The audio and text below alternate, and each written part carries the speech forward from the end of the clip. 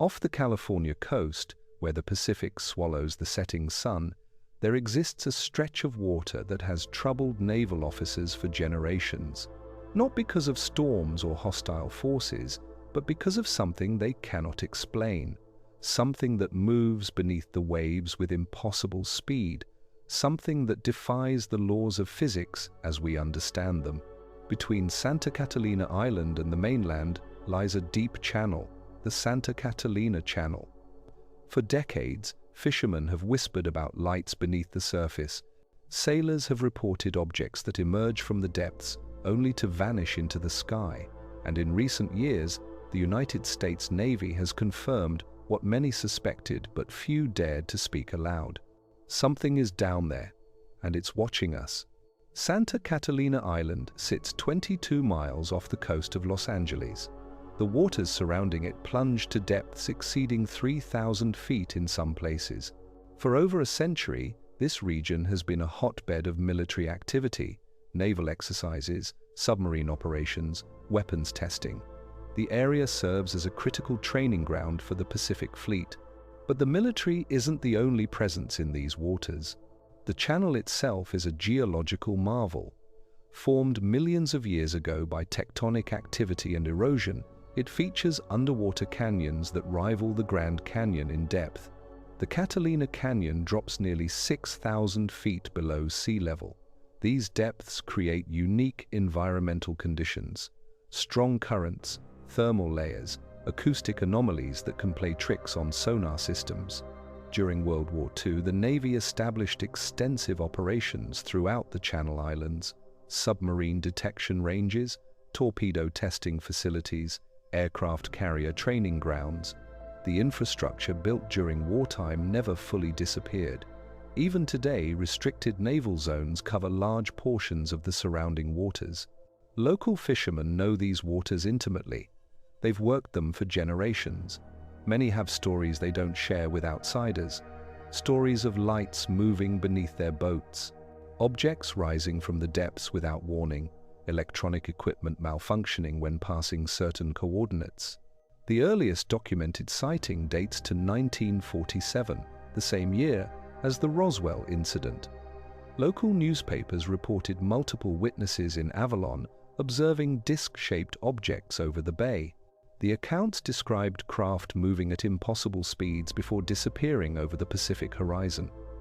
Dozens of residents saw them: hotel guests, restaurant workers, people walking along the waterfront. One witness, listed in the Catalina Islander newspaper as an aerial photographer named Bob Jung, claimed the objects flew as fast as the Navy's tiny TIM rockets.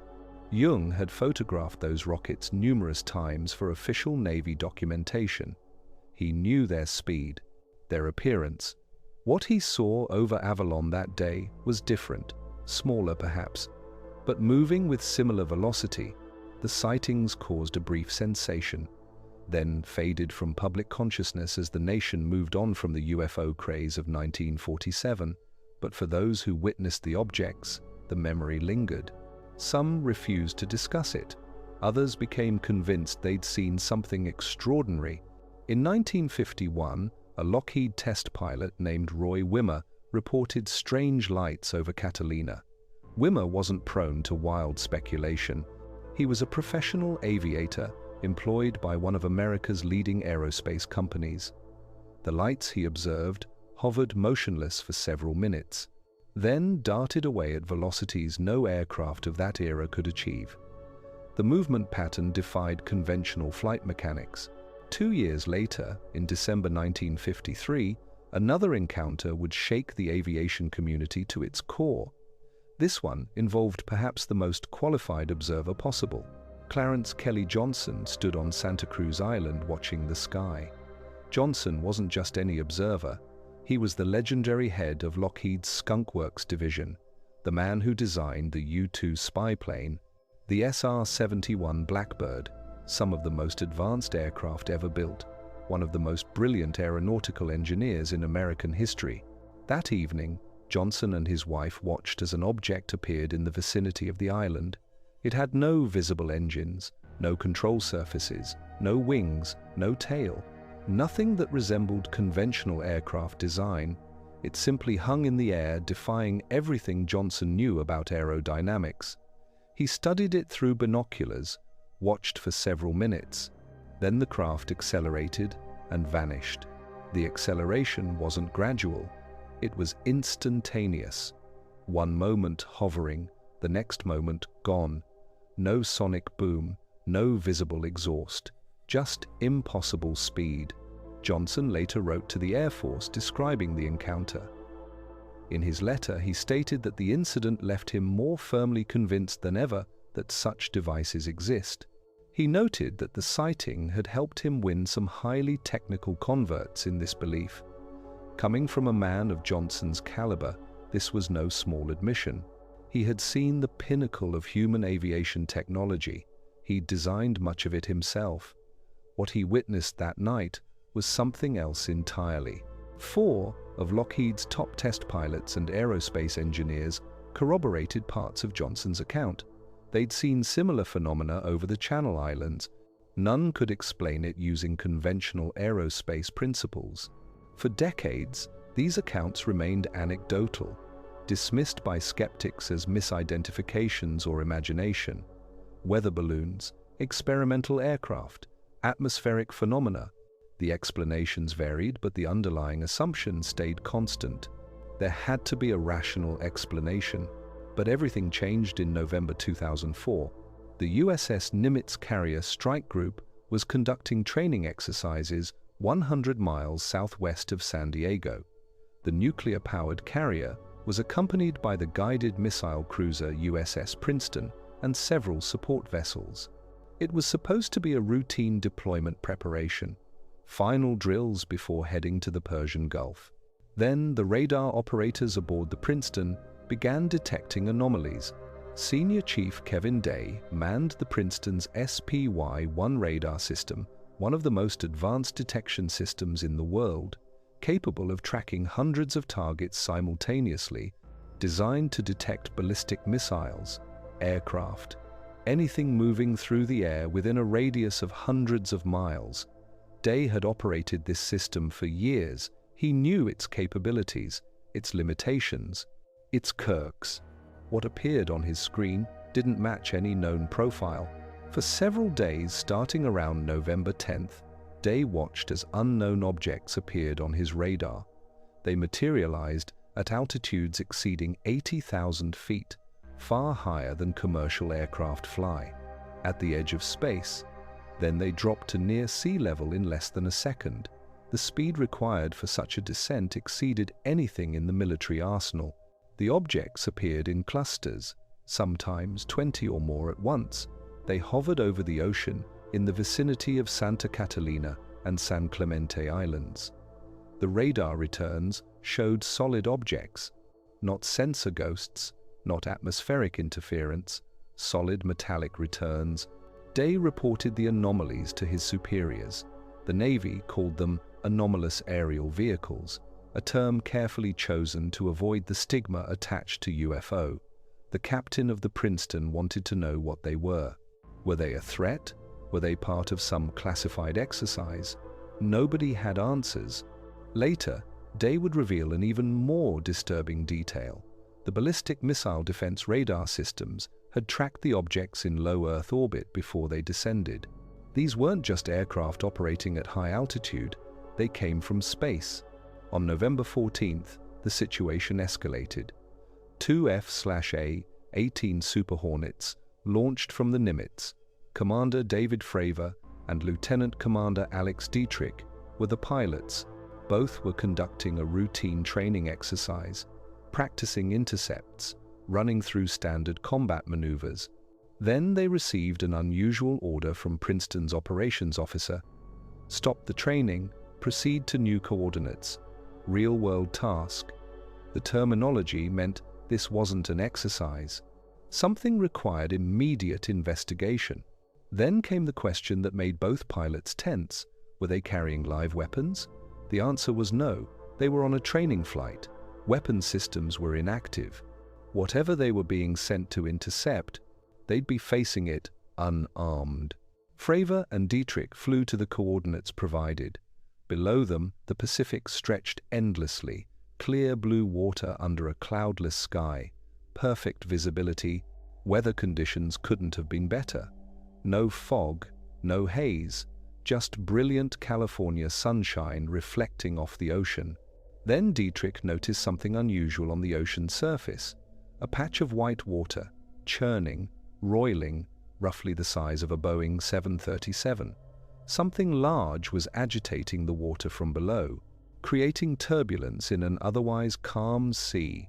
Above the disturbance, both pilots spotted an object, hovering, moving erratically. It was white, smooth, elongated, about 40 feet long, shaped like a Tic Tac mint. No wings, no tail section, no visible cockpit, no engine nacelles, no control surfaces of any kind. The object appeared seamless, a single, smooth surface with rounded ends. The craft had no visible means of propulsion, no exhaust, no rotors, no jet wash disturbing the air. It simply hovered above the churning water, moving left and right in patterns that made no aerodynamic sense. Fravor, a Top Gun graduate with 18 years of flight experience, decided to investigate. He descended toward the object in a circular pattern, standard intercept procedure. The craft seemed to mirror his movements. When he descended, it ascended. When he turned, it adjusted its position. The coordination was uncanny, as if it was aware of his presence, responding to his actions. Fravor continued the intercept, descending in tighter circles, trying to get closer. The object continued to mirror him, maintaining distance. Then it stopped mirroring and started approaching. The craft climbed rapidly, coming directly at Fravor's jet. He was descending, it was ascending. On a collision course, Fravor prepared to take evasive action. But before he could react, the object accelerated. It didn't bank, it didn't turn like a conventional aircraft. It simply shot across his nose at impossible speed. Fravor would later describe it as taking off like a bullet fired from a gun. One instant it was in front of him, the next instant it was gone, vanished. No vapor trail, no sonic boom, just gone. Radar operators aboard the Princeton tracked the object reappearing 60 miles away at the fleet's cap point, the predetermined rendezvous location where the training exercise was scheduled to conclude, a location the pilots hadn't yet been given. How did it know where they were going? How did it travel 60 miles in seconds? Fravor and Dietrich returned to the Nimitz, reported the encounter.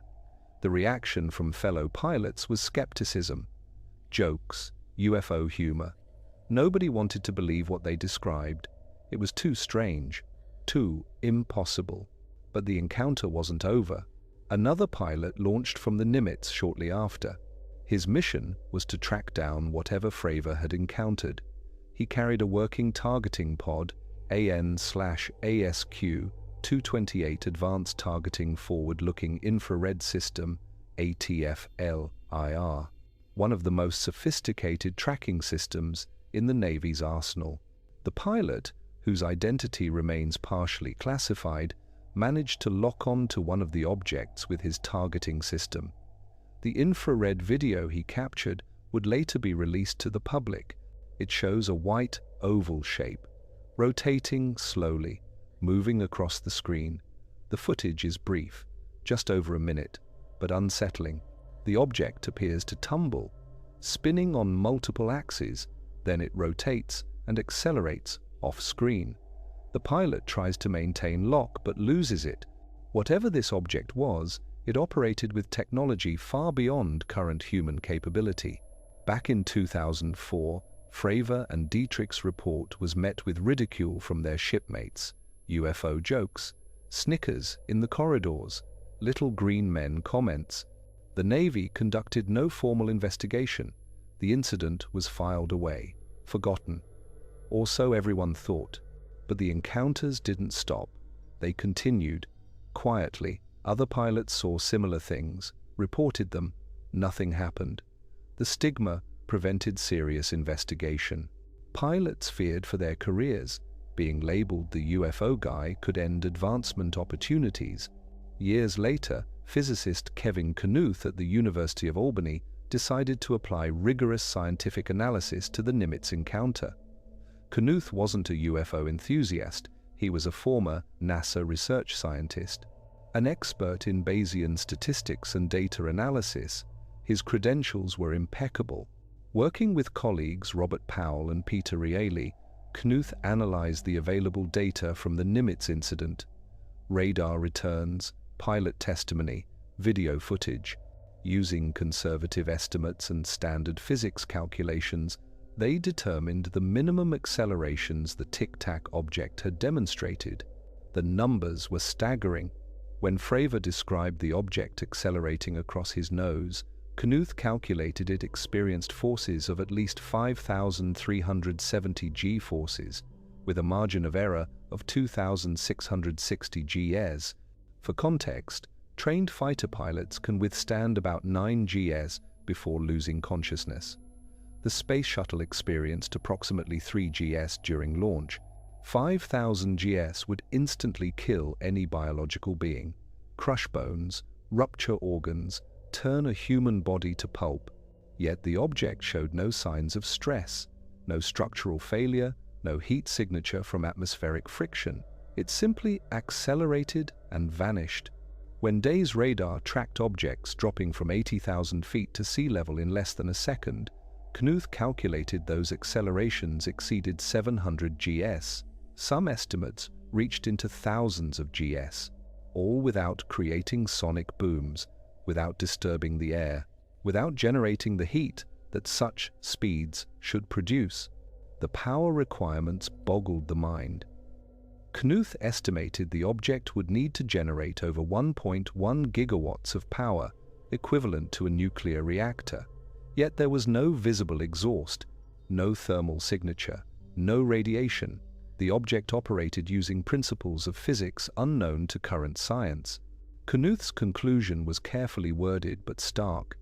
Either these observations are fabricated or seriously in error, or these craft exhibit technology far more advanced than any known craft on Earth. The analysis was published in the peer-reviewed journal Entropy. Other scientists examined the methodology, the calculations, the conclusions. The work stood up to scrutiny. Whatever these objects were, they defied conventional understanding of aerodynamics, propulsion, and materials science. Knuth noted something else. If these accelerations were sustainable in space, the craft could reach relativistic speeds, significant fractions of light speed. They could cover interstellar distances in weeks or months of proper time.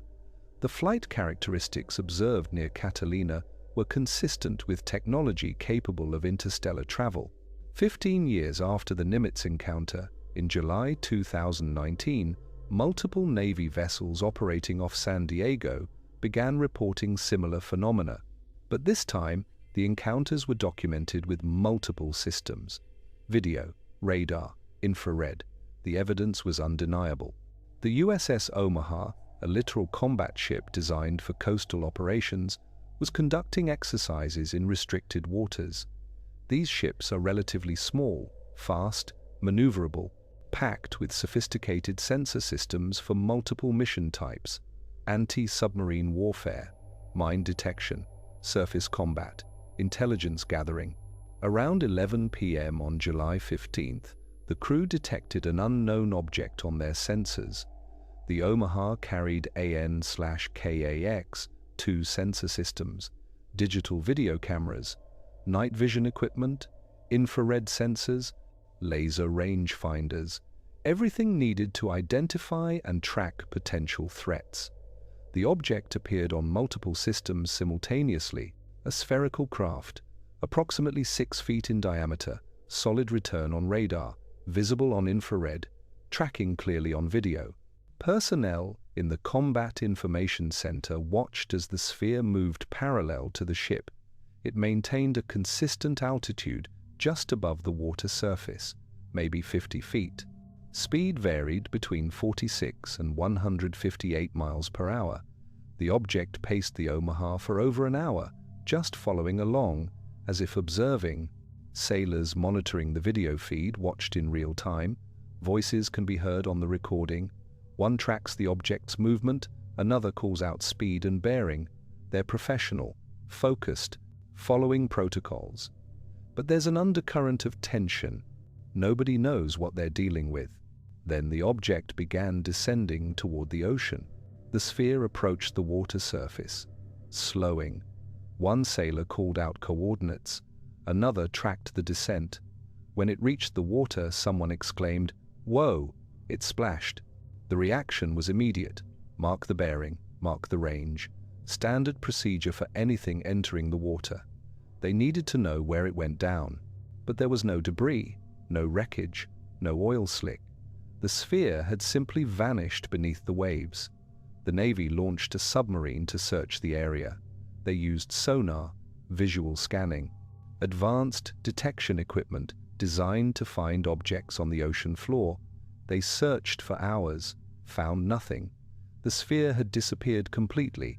The Omaha incident was not isolated. That same week, multiple ships in the area reported similar encounters. The USS Russell captured infrared footage of several objects hovering above the vessel at night. Triangle-shaped craft, multiple objects. They appeared to maintain formation, moving in coordinated patterns. The lights pulsed, changed intensity, then disappeared into the clouds, or perhaps into space. Tracking lost them at high altitude. The encounters continued for several nights. Ship logs documented each sighting, radar returns, visual confirmations. The pattern was undeniable. What troubled naval intelligence wasn't just the sightings themselves. It was the pattern, the concentration of activity around Catalina Island, the consistency of reports across decades, witnesses from different eras, different backgrounds, all describing similar phenomena. The object's apparent ability to move seamlessly between air and water became a central focus. Transmedium capability, the physics involved boggle the mind. Water is 800 times denser than air. Objects entering water at high speed experience massive deceleration, structural stress, heat generation. These objects showed none of those effects. They entered the water without slowing, without splashing significantly, without creating the expected disturbance, then continued moving underwater at speeds that exceeded any known submarine technology. It suggested propulsion systems completely unlike anything human engineers had developed. In 2017, the New York Times published a groundbreaking article. The headline revealed the existence of a secret government program, the Advanced Aerospace Threat Identification Program, AATIP. From 2007 to 2012, this Pentagon initiative investigated UFO sightings reported by military personnel. The program's existence confirmed what many had suspected but few could prove. The government was taking these encounters seriously, very seriously. $22 million in funding, professional investigators, scientific analysis. This wasn't casual curiosity. This was systematic research. Luis Elizondo ran ATIP for several years. A career intelligence officer, worked counterintelligence, terrorism cases, serious credentials. When he came forward in 2017, he brought credibility and startling claims. There were many incidents, like the Nimitz encounter, equally compelling, equally unexplained. Pilots and radar operators had documented dozens of cases, but fear of ridicule kept most witnesses silent.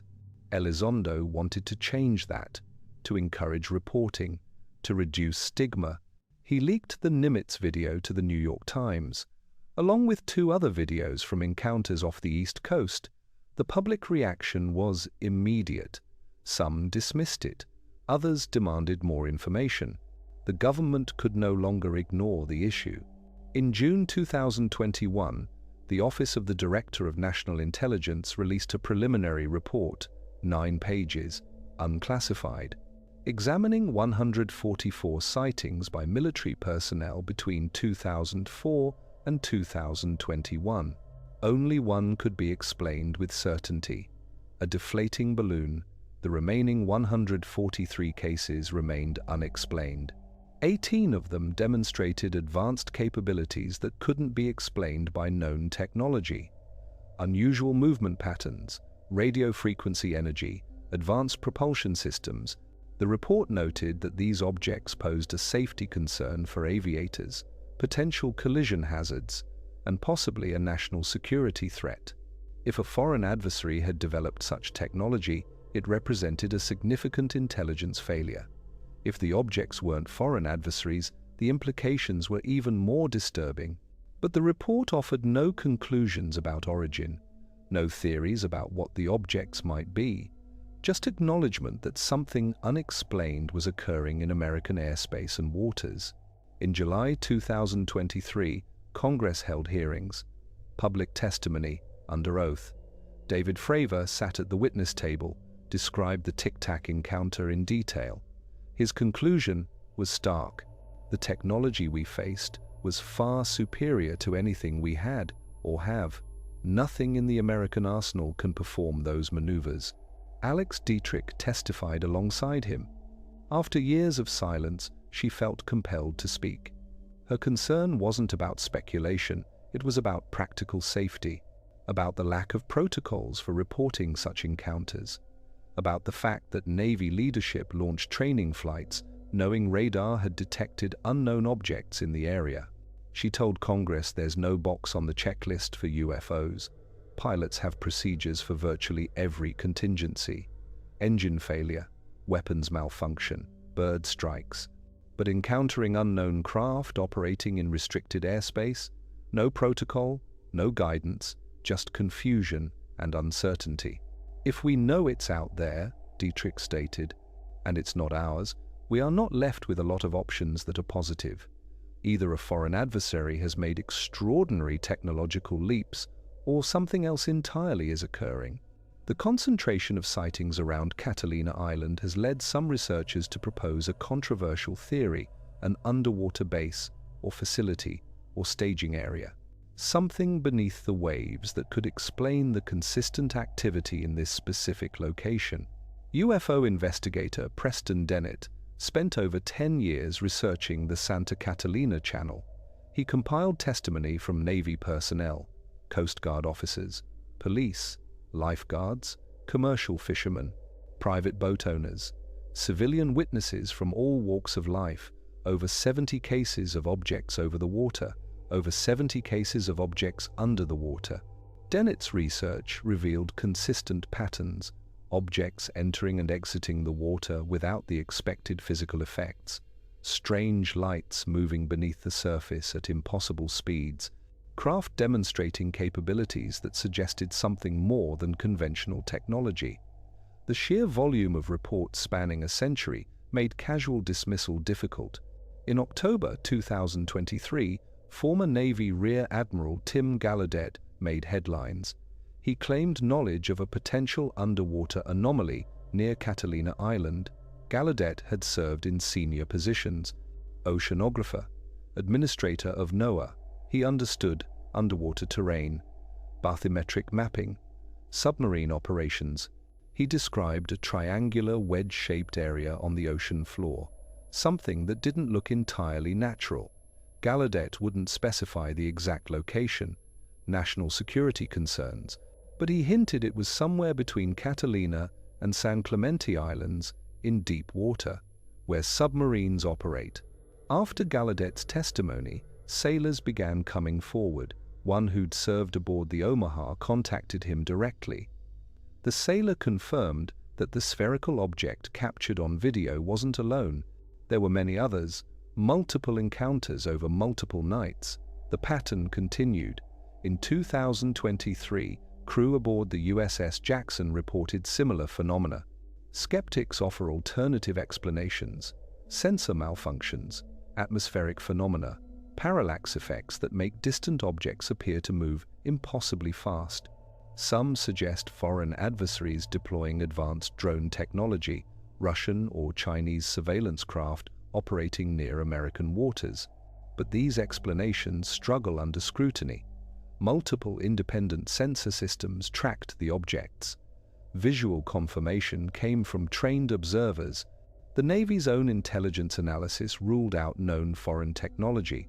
The accelerations observed, as calculated by Knuth and his colleagues, exceed any current propulsion capability by orders of magnitude.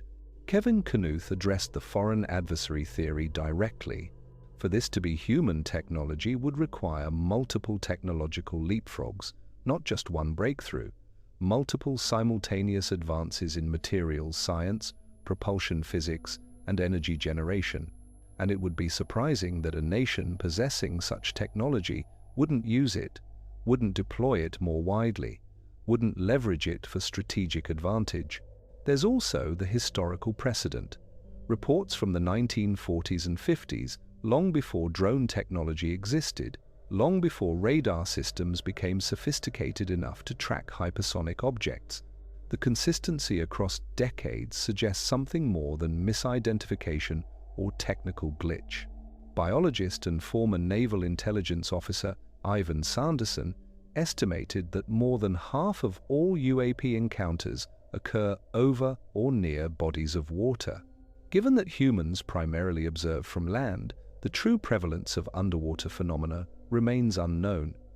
We've explored less than 5% of our oceans. What lies in the remaining 95%? Harvard physicist Avi Loeb has proposed that extraterrestrial probes might use liquid water as fuel. They could establish bases in our oceans, operate undetected for extended periods. The theory sounds like science fiction, but Loeb points out that any civilization capable of interstellar travel would possess technology indistinguishable from magic to us. The national security implications are sobering. Critical undersea cables carry internet traffic, nuclear submarines patrol the depths, shipping lanes vital to global commerce crisscross these waters. If unknown objects can move through these zones undetected, demonstrating capabilities far beyond our own, it represents a significant vulnerability. The Navy has taken steps to address the stigma surrounding UAP reports. In 2019, new guidelines were drafted to encourage service members to report sightings. The goal was transparency, safety, understanding. But questions remain about how seriously these reports are being investigated. Kevin Day, the radar operator from the Nimitz encounter, has spent years analyzing what he witnessed. He remains convinced that the objects weren't human-made. The technology demonstrated capabilities beyond our current understanding of physics. Day has called for greater transparency, for serious scientific investigation free from ridicule. Ryan Graves, another Navy pilot who encountered UAPs off the East Coast, testified before Congress alongside Fravor. Graves's squadron recorded sightings almost daily for over a year. The objects appeared in formations. They flew without visible propulsion. Some rotated in place, others vanished when approached. Graves doesn't claim to know what the objects are, but he's certain of one thing: they represent a safety hazard. Pilots reported near misses. The potential for collision is real. Understanding these phenomena isn't just about satisfying curiosity, it's about protecting lives. After his congressional testimony, Graves announced plans to install cameras on Catalina Island, sky-facing sensors that could monitor the area continuously. If the reports are accurate, if objects appear regularly, perhaps continuous observation would yield answers, or at least better documentation. What remains undeniable is this: for over 70 years, credible witnesses have reported encounters with unknown objects in and around the waters off Southern California. These witnesses include decorated military officers, experienced pilots, trained radar operators, engineers at the forefront of aerospace technology, people with no reason to fabricate stories, people with everything to lose by speaking publicly. The objects demonstrate consistent characteristics: extreme acceleration, no visible propulsion, ability to move seamlessly between air and water, operation without heat signatures or sonic disturbances. These capabilities exceed our current technological understanding by substantial margins. Multiple sensor systems have tracked these objects. Visual observation, radar, infrared. The data corroborates witness testimony. This isn't a case of misidentification or hallucination. Something real is occurring. Something that demands explanation. The concentration of activity around Catalina Island is striking. The channel's depth, its proximity to military installations, the long history of sightings, all point to something more than random chance. Whether it represents an underwater facility, a geographic anomaly that attracts unusual phenomena, or something else entirely, remains unknown. The waters off Catalina remain as mysterious as ever. Ships still patrol, submarines still glide through the depths, and somewhere down there, in the cold darkness where light cannot reach, something continues to move, to watch, to wait. Perhaps one day we'll understand what it is. Perhaps we'll develop the technology to truly investigate these phenomena, to follow where they lead. To answer the questions that have haunted sailors and pilots for generations. Until then, the lights continue to move beneath the waves, the objects continue to defy our understanding, and the mystery deepens with each new encounter. What do you think is happening in the waters off Catalina Island? Have you witnessed anything unexplained near coastal areas? Share your thoughts in the comments below. If you found this story compelling, hit that subscribe button. There are more mysteries to explore, more questions to ask, more truths waiting to be uncovered in the depths.